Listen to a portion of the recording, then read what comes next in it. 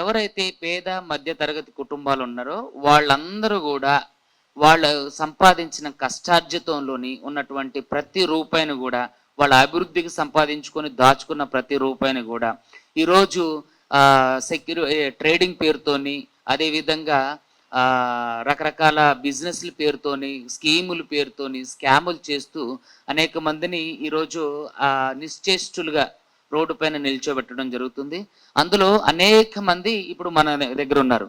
దీనికి సంబంధించినటువంటి స్కెచ్, ఈ స్కామ్ ఏంటంటే పెంగ్విన్ సెక్యూరిటీస్. ఈ పెంగ్విన్ సెక్యూరిటీస్ స్కామ్ అనేది మన తెలంగాణ రాష్ట్రంలో గత ఎన్ని సంవత్సరాలు, 5 సంవత్సరాలు, 5 ఇయర్స్ నుంచి కూడా జరుగుతూ ఉంది.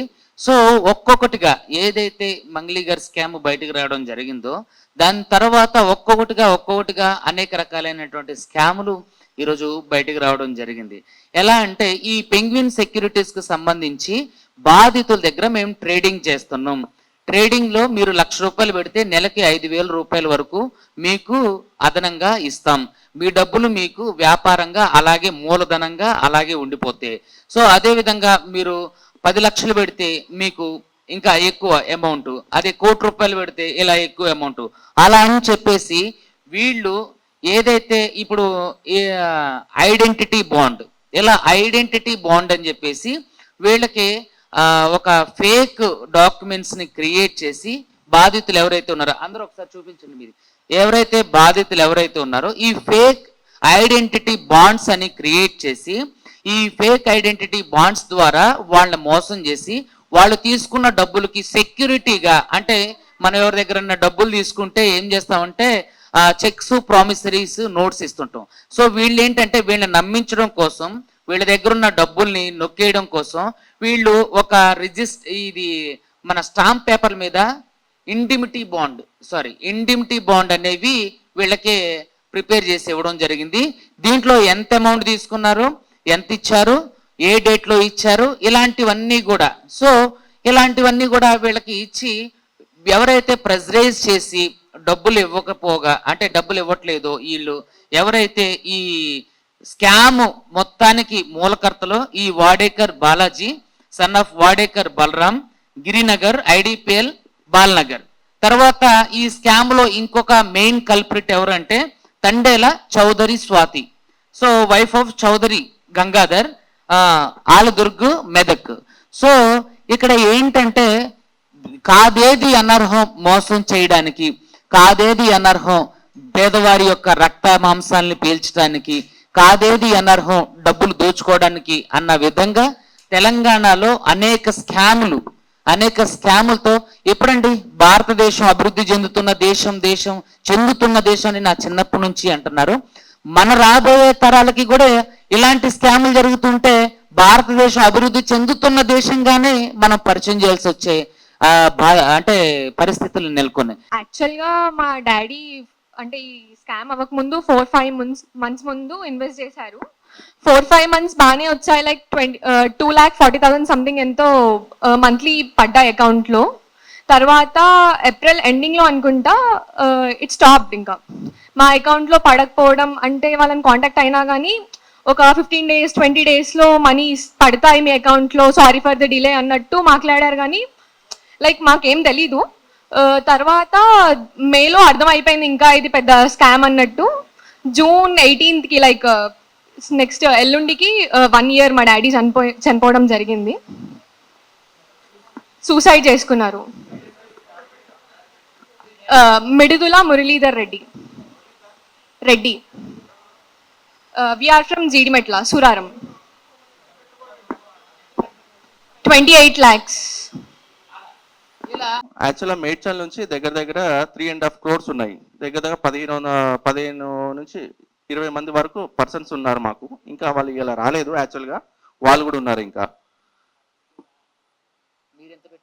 నేను ఇప్పుడు 70 lakhs పెట్టాను సార్. 70 lakhs నాకు ఒక 10 months 15 months వచ్చింది అమౌంట్. సారీ, పర్ మంత్ వచ్చేసి నాకు అంటే డివైడ్ చేస్తే నాకు 4.5 lakhs వచ్చినాయి సార్.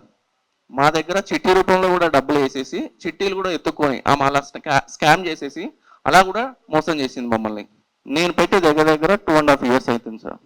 23 24లో కూడా మొన్న మార్చ్లో కూడా మేము 20 lakhs ఇన్వెస్ట్ చేసాము. 20 lakhs మార్చ్లో కూడా ఇన్వెస్ట్ చేసాము.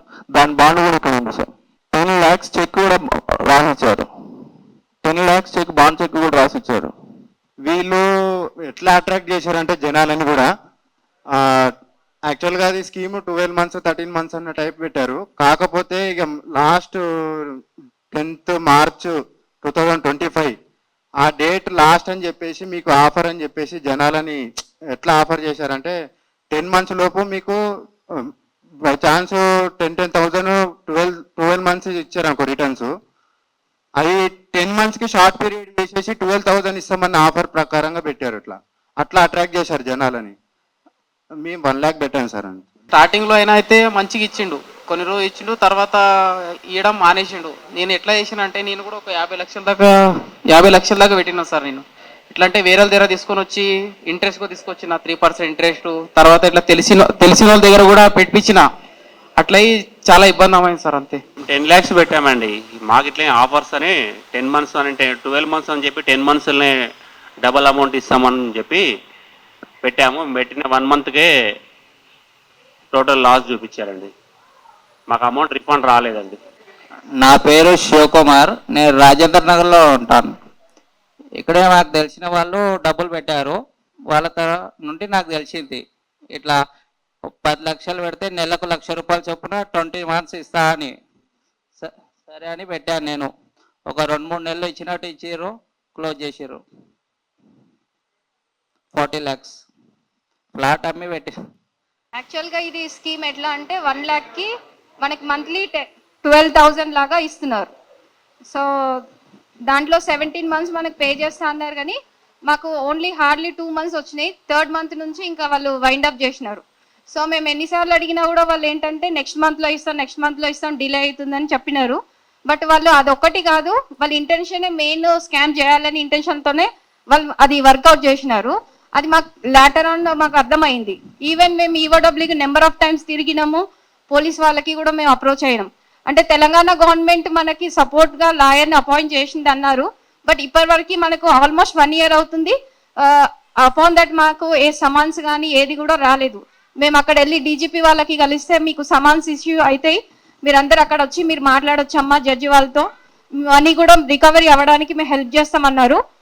మేము ఎవ్రీ 1 monthకి 2 monthsకి నెంబర్ ఆఫ్ టైమ్స్ ఈఓడబ్ల్యూకి వెళ్ళి కనుక్కున్నాం అక్కడ డీటెయిల్స్ ఏదైనా ఉందా, ఇన్వెస్టిగేషన్ ఎక్కడ దాకా కంప్లీట్ అయిందని. So sometimes they are not ready to tell the information యాక్చువల్గా ఏం జరుగుతుందని. ఫెయిర్ ఇన్వెస్టిగేషన్ కూడా అయ్యిందని మాకు అనిపించట్లేదు. వై? బికాస్ ఇప్పుడు వాళ్ళ డాడీ చనిపోయింది జూన్లోనే, అంటే మేలోనే మాకు ఈ కేసు అంతా జరిగిందండి, May 31కి అలా.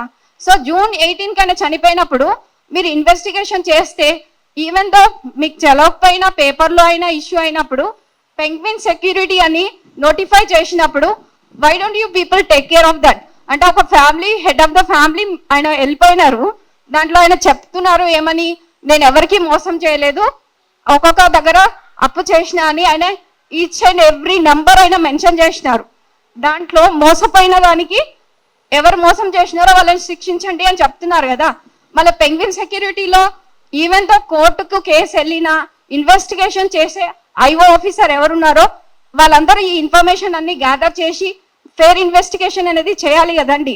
మేము ఇన్నిసార్లు పీపుల్స్ వెళ్ళి అడుగుతుంటే చాలా రెక్లెస్గా కామన్ మ్యాన్స్ని వేరేలాగా ట్రీట్ చేసినారు. ఆల్రెడీ మేము ఫైనాన్షియల్గా లాస్ట్ అయినాం అండ్ ఫిజికల్ అబ్యూస్ కూడా మాకు జరిగినట్లే వాళ్ళు ట్రీట్ చేసినారు అక్కడ పోలీస్ వాళ్ళు. ఈవెన్ ఇప్పుడు వాళ్ళు ఏంటంటే ఒక ప్రాపర్టీని మేము అటాచ్ చేసినాము, లేకపోతే ఇంత అమౌంట్ మేము సీజ్ చేసినాము, అకౌంట్స్లో ఇంత బ్యాలెన్స్ రికవరీ ఉంది, ఇట్లాంటి ఏవి కూడా మాకు ఇప్పటివరకు ప్రాపర్ ఇన్ఫర్మేషన్ అనేది లేదు.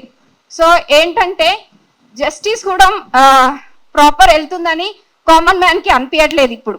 సో కొంచెం సొసైటీలో జరుగుతున్న ఇష్యూస్ పైన పొలిటికల్ వాళ్ళు కానీ లా అండ్ ఆర్డర్ వాళ్ళు కానీ జడ్జెస్ కూడా సిస్టమ్స్ కొంచెం చేంజ్ అవ్వాలని as a common man wish చేస్తున్నాం. Thank you. ఎంత మోసపోయి చేశారు. 45 లక్షలు పెట్టాను, దాంట్లో సగం డబ్బులు కూడా రాలేదు. 2 నెలలు ఆగు ఇస్తా అని ఆడ కూర్చోపెట్టారు. కూర్చోపెట్టి ఎక్కడక్కడ డబ్బులు తీసుకొని పరారై ఎక్కడ పోయారు మీరు? ఇదేనా మీది నాటకాలు? చౌదరి స్వాతి అదేవిధంగా బాలాజీ ఎవరైతే ఉన్నారో వాళ్ళకి సంబంధించినటువంటి ఫోటోలు వాడిని మీకు మీడియాకి ఇవ్వడం జరుగుతుంది. వాళ్ళ దగ్గర ఉన్నటువంటి ఇండిమ్టీ బాండ్స్ ఏవైతే ఉన్నాయో వాటిని కూడా మీడియాకి ఇవ్వడం జరుగుతుంది. వీళ్ళ యొక్క ప్రధాన ఉద్దేశం ఏంటంటే ఇక్కడ మేము మోసపోయాం, సమాజంలో మేము మోసపోయాం, ఇంకెవరు మోసపోకండి అని వీళ్ళ ఉద్దేశం. రెండోది ఏంటంటే ఇక్కడ వీళ్ళకి జరిగినటువంటి అన్యాయం ఏదైతే ఉందో అది ప్రభుత్వం దృష్టికి వెళ్ళాలని, ప్రజాక్షేత్రంలోకి వెళ్ళాలని, దాని ద్వారా ఎవరు మోసపోకుండా ఉంటారని, అదేవిధంగా వీళ్ళకి తెలంగాణ రాష్ట్ర ప్రభుత్వం ఖచ్చితంగా న్యాయం చేస్తుందనే ఒక నమ్మకంతో వీళ్ళు ఈ మీడియా ముందుకు రావడం జరిగిందండి.